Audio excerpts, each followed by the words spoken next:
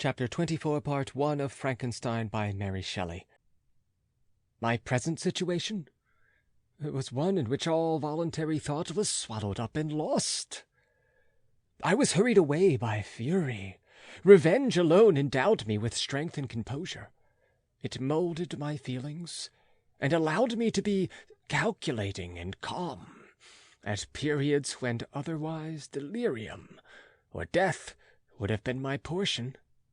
My first resolution was to quit Geneva forever.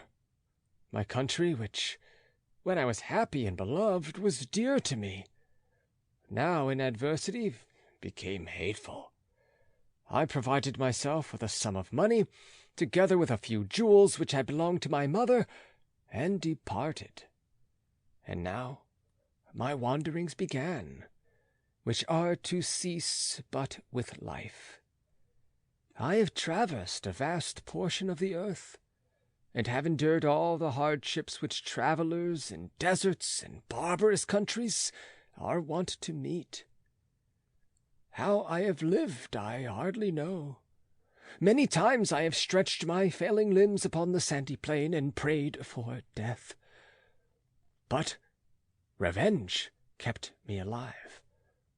I dared not die and leave my adversary in being. When I quitted Geneva, my first labor was to gain some clue by which I might trace the steps of my fiendish enemy. But my plan was unsettled, and I wandered many hours round the confines of the town, uncertain what path I should pursue.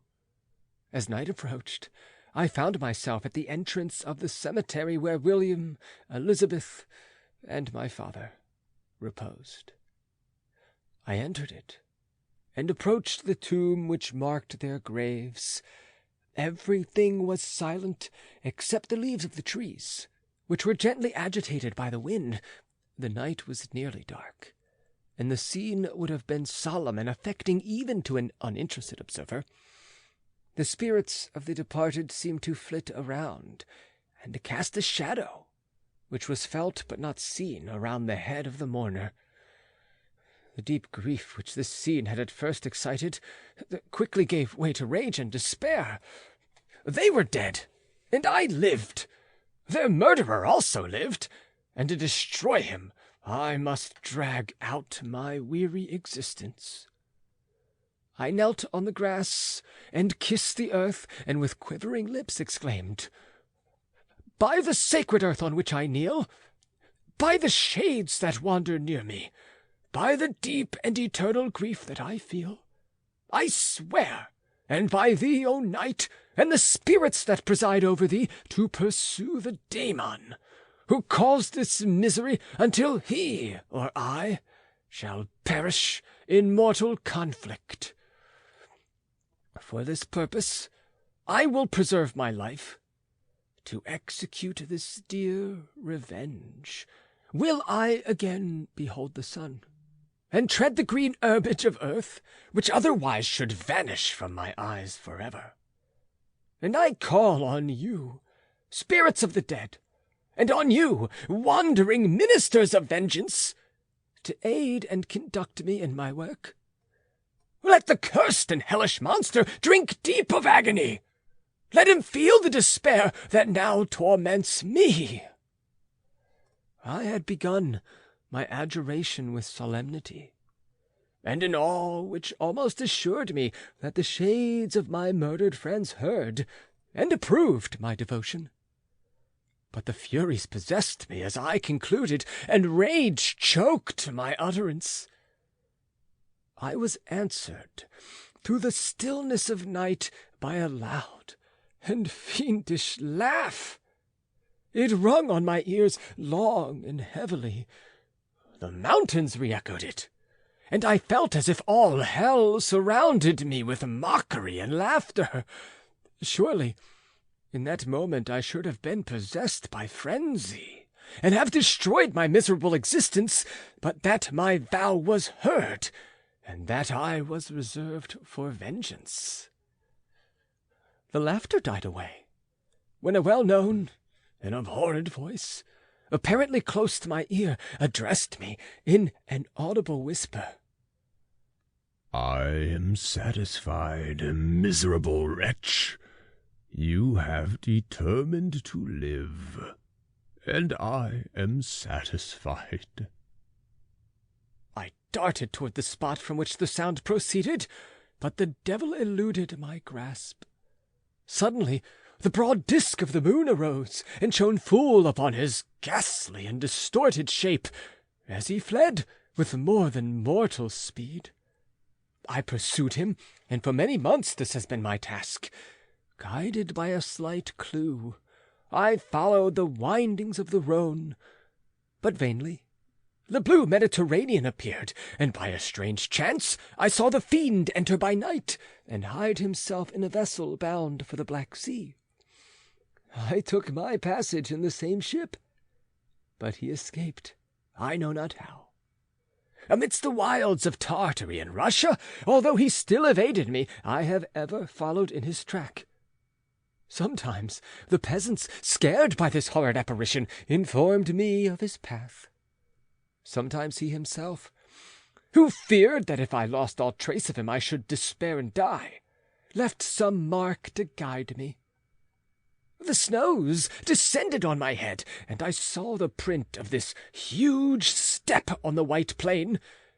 To you, first entering on life, to whom care is new and agony unknown, how can you understand what I have felt and still feel? Cold, want, and fatigue were the least pains which I was destined to endure. I was cursed by some devil, and carried about with me my eternal hell. Yet still a spirit of good followed and directed my steps, and when I most murmured, would suddenly extricate me from seemingly insurmountable difficulties. Sometimes, when nature, overcome by hunger, sunk under the exhaustion, a repast was prepared for me in the desert that restored and inspirited me. The fare was indeed coarse, such as the peasants of the country ate, but I will not doubt that it was set there by the spirits that I had invoked to aid me. Often, when all was dry, the heavens cloudless, and I was parched by thirst, a slight cloud would bedim the sky, shed a few drops that revived me, and vanish. I followed when I could the courses of the rivers, but the daemon generally avoided these, as it was here that the population of the country chiefly collected. In other places human beings were seldom seen, and I generally subsisted on the wild animals that crossed my path. I had money with me, and gained the friendship of the villagers by distributing it, or I brought with me some food that I killed, which, after taking a small part, I always presented to those who had provided me with fire and utensils for cooking. My life, as it passed thus, was indeed hateful to me, and it was during sleep alone that I could taste joy. Oh, blessed sleep! Often, when most miserable, I sank to repose, and my dreams lulled me even to rapture. The spirits that guarded me had provided these moments, or rather hours of happiness, that I might retain strength to fulfill my pilgrimage. Deprived of this respite, I should have sunk under my hardships. During the day, I was sustained and inspirited by the hope of night, for in sleep I saw my friends, my wife, in my beloved country. Again I saw the benevolent countenance of my father, heard the silver tones of my Elizabeth's voice, and beheld Clerval enjoying health and youth. Often, when wearied by a toilsome march, I persuaded myself that I was dreaming until night should come, and that I should then enjoy reality in the arms of my dearest friends. What agonizing fondness did I feel for them! How did I cling to their dear forms, as sometimes they haunted even my waking hours, and persuade myself that they still lived. At such moments, vengeance that burned within me died in my heart, and I pursued my path toward the destruction of the daemon more as a task enjoined by heaven, as the mechanical impulse of some power which I was unconscious, than as the ardent desire of my soul. What his feelings were, whom I pursued, I cannot know. Sometimes, indeed, he left marks in writing on the barks of the trees, or cut in stone, that guided me and instigated my fury. "My reign is not yet over." These words were legible in one of these inscriptions. "You live, and my power is complete. Follow me. I seek the everlasting ices of the north, where you will feel the misery of cold and frost, to which I am impassive. You will find near this place, if you follow not too tardily, a dead hare. Eat and be refreshed. Come on, my enemy. We have yet to wrestle for our lives, but many hard and miserable hours must you endure until that period shall arrive." Scoffing devil! Again do I vow vengeance! Again do I devote the miserable fiend to torture and death!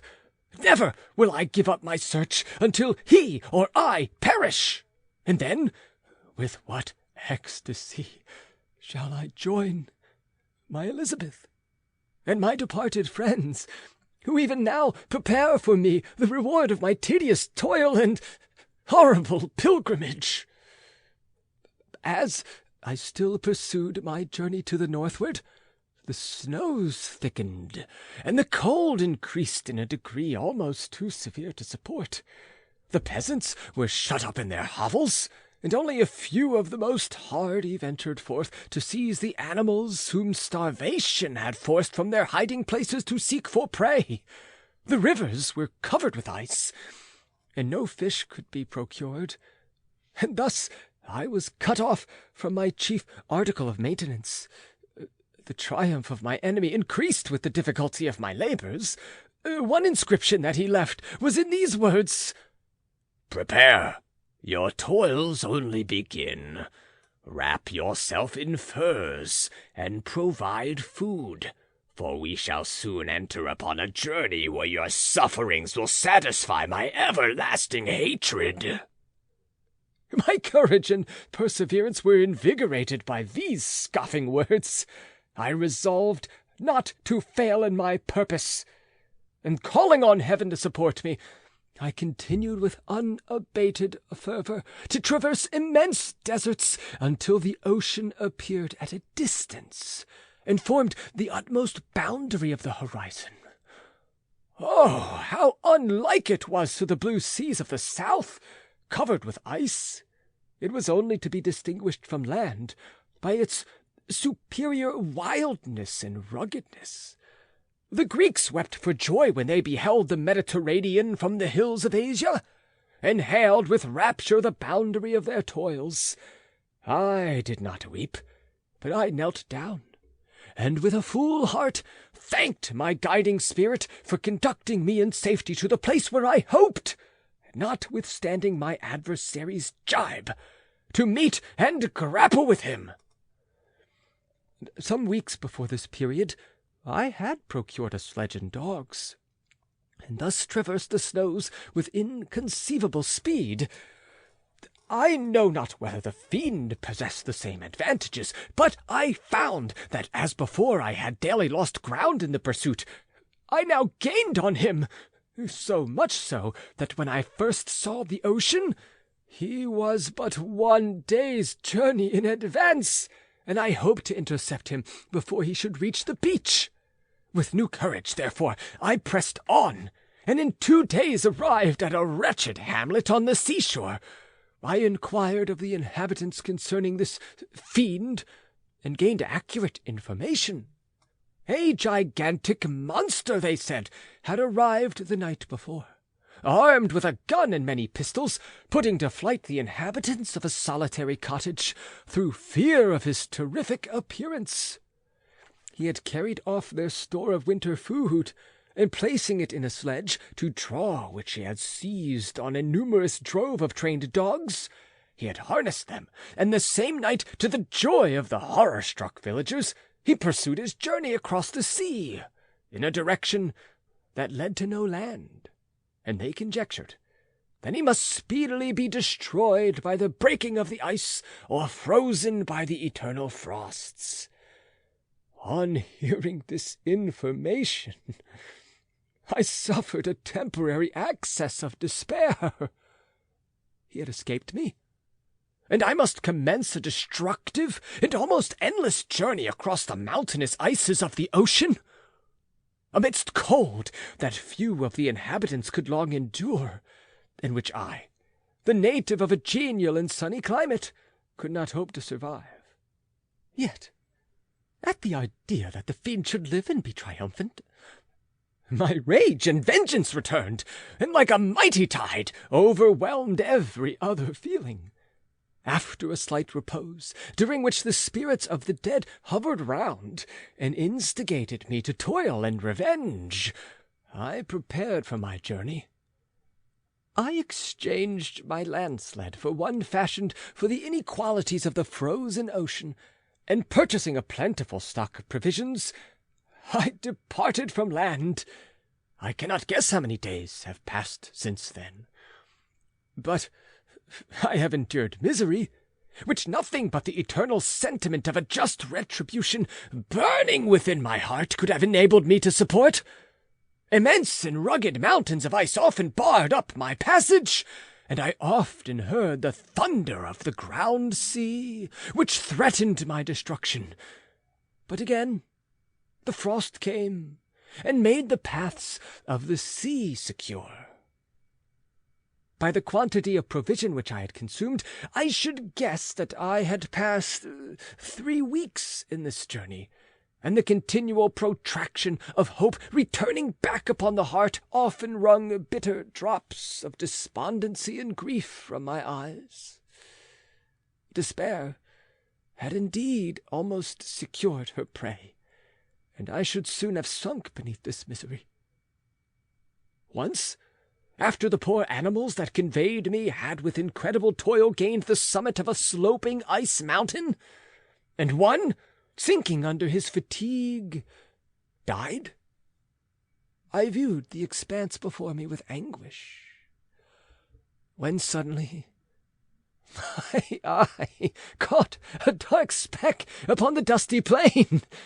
I strained my sight to discover what it could be, and uttered a wild cry of ecstasy when I distinguished a sledge, and the distorted proportions of a well-known form within. Oh, with what a burning gush did hope revisit my heart! Warm tears filled my eyes, which I hastily wiped away, that they may not interrupt the view I had of the daemon. But still my sight was dimmed by the burning drops, until, giving way to the emotions that oppressed me, I wept aloud. But this was not the time for delay. I disencumbered the dogs of their dead companion, gave them a plentiful portion of food, and after an hour's rest, which was absolutely necessary, and yet which was bitterly irksome to me, I continued my route. The sledge was still visible, nor did I again lose sight of it, except at the moments when for a short time some ice rock concealed it with its intervening crags. I indeed perceptibly gained on it, and when, after nearly 2 days' journey, I beheld my enemy, and no more than a mile distant, my heart bounded within me. But now, when I appeared almost within grasp of my foe, my hopes were suddenly extinguished, and I lost all trace of him, more utterly than I had ever done before. A ground sea was heard, the thunder of its progress, as the waters rolled and swelled beneath me became every moment more ominous and terrific. I pressed on, but in vain. The wind arose, the sea roared, and as with the mighty shock of an earthquake, it split and cracked with a tremendous and overwhelming sound. The work was soon finished. In a few minutes, a tumultuous sea rolled between me and my enemy, and I was left drifting on a scattered piece of ice that was continually lessening, and thus preparing for me a hideous death. In this manner, many appalling hours passed. Several of my dogs died, and I myself was about to sink under the accumulation of distress when I saw your vessel riding at anchor, and holding forth to me hopes of succor and life. I had no conception that vessels ever came so far north, and was astounded at the sight. I quickly destroyed part of my sledge to construct oars, and by these means was enabled with infinite fatigue to move my ice raft in the direction of your ship. I had determined, if you were going southward, still to trust myself to the mercy of the seas, rather than abandon my purpose. I hoped to induce you to grant me a boat with which I could pursue my enemy, but your direction was northward. You took me on board when my vigor was exhausted, and I should soon have sunk under my multiplied hardships into a death which I still dread, for my task is unfulfilled. When will my guiding spirit, in conducting me to the daemon, allow me the rest I so much desire? Or must I die, and he yet live? If I do, swear to me, Walton, that he shall not escape, that you will seek him and satisfy my vengeance in his death. And do I dare to ask of you to undertake my pilgrimage? To endure the hardships that I have undergone? No, I am not so selfish. Yet, when I am dead, if he should appear, if the ministers of vengeance should conduct him to you, swear that he shall not live. Swear that he shall not triumph over my accumulated woes, and survive to add to the list of his dark crimes. He is eloquent and persuasive, and once his words had even power over my heart. But trust him not. His soul is as hellish as his form, full of treachery and fiend-like malice. Hear him not. Call on the names of William, Justine, Clerval, Elizabeth, my father, and of the wretched Victor, and thrust your sword into his heart. I will hover near, and direct the steel aright. End of Chapter 24, Part 1, recording by John Van Stan, Savannah, Georgia.